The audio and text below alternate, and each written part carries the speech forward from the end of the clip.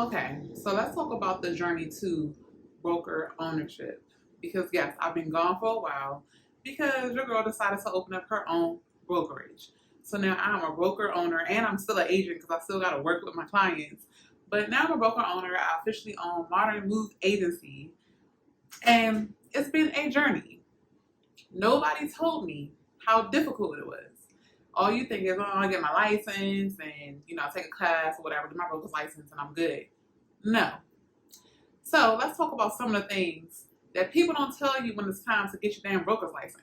Okay, so I decided to start my own brokerage because I wanted to have a little bit more control. I wanted to have more control over branding.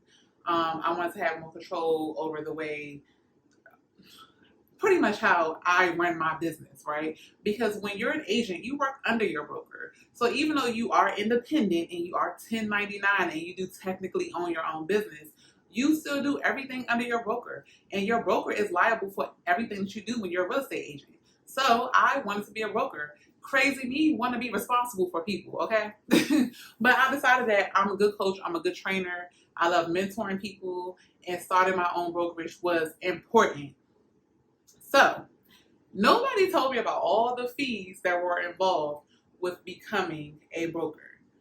Because again, all you think is, I just get my license. Now, if you're deciding that you want to be a solo broker, you don't want no agents, then it'll be easy for you. You still got to get your insurance and all of that stuff. But I want agents. I want to run a small little boutique firm, and I want at least 20 agents. So it's a lot of fees involved in that.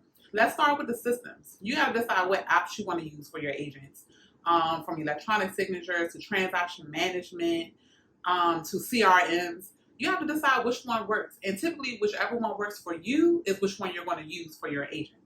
Okay? So I did demo after demo after demo. And I don't know why the hell people think that once you become a broker, you're an instant millionaire. No, we are instantly broke. If you don't have any loans, if you're not using any of your credit, you're using cash, we're using all of our money to start this brokerage, we are instantly broke. But I'm using all of my own money to fund this brokerage. Okay? So people think that you are made of money when you start a brokerage, and you're not.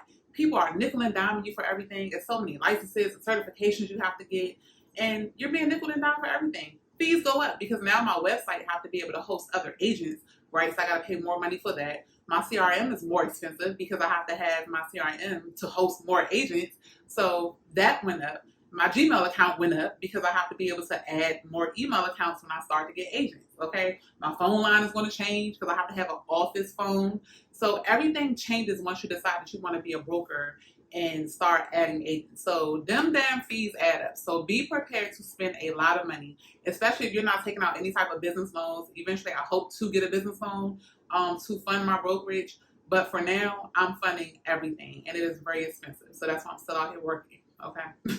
So the fees do add up.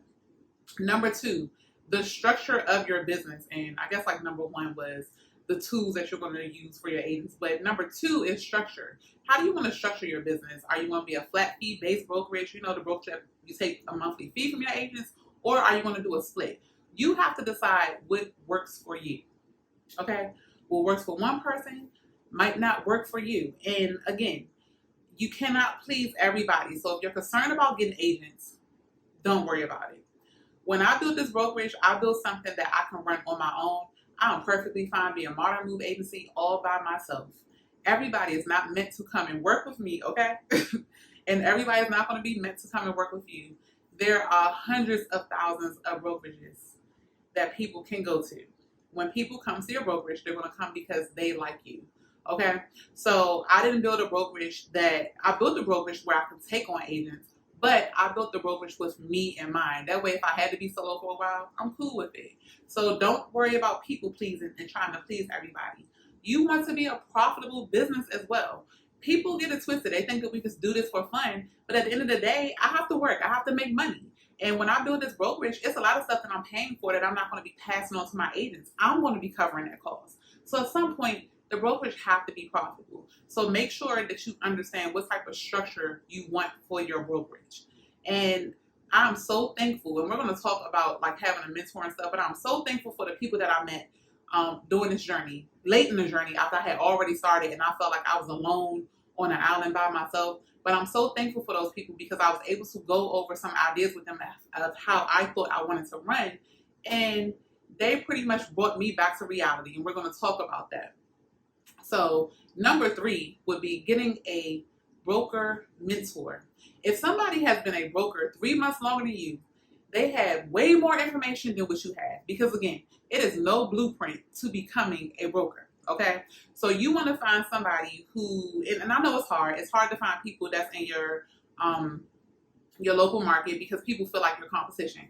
I was lucky enough to meet some amazing women who do not feel that way. They believe that sharing is caring, and hopefully, if you're starting a brokerage, you'll be that lucky too. And they really helped me throughout this process. Like they really had me look at the financial aspect of it, even down to getting the office. I wanted the office because I feel like, it's like, oh, I've arrived, I got my own office. But the reality of it is nobody comes to the office. Okay. So these were things that I got to go over with them, and they got to explain to me, okay, well, that makes sense, that don't make sense. You might want to rethink that office thing because nobody shows up, you'll just be wasting your money. So I decided that, okay, I want to do more like a co-working type environment. That way I'm not spending a boatload of money on office space that nobody uses, and that money I can put back into my agents' businesses. Okay, so I was able to connect with some great people who kind of helped me revise my business plan and restructure how I was going to run my brokerage.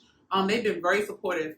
The road to broker ownership is very lonely. It is very lonely, especially for me because I don't believe in telling people what I'm doing until it's done.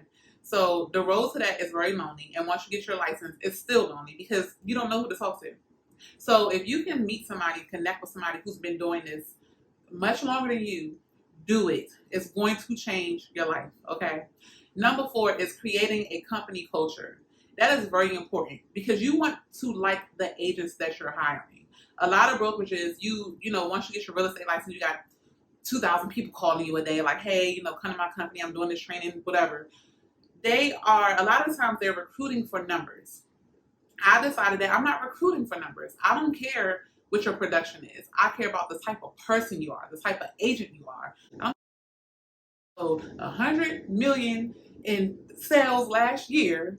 At the end of the day, I care about the type of human being you are. And if you are an asshole, nobody wants to work with you. Those are not the type of people I want to work for my company.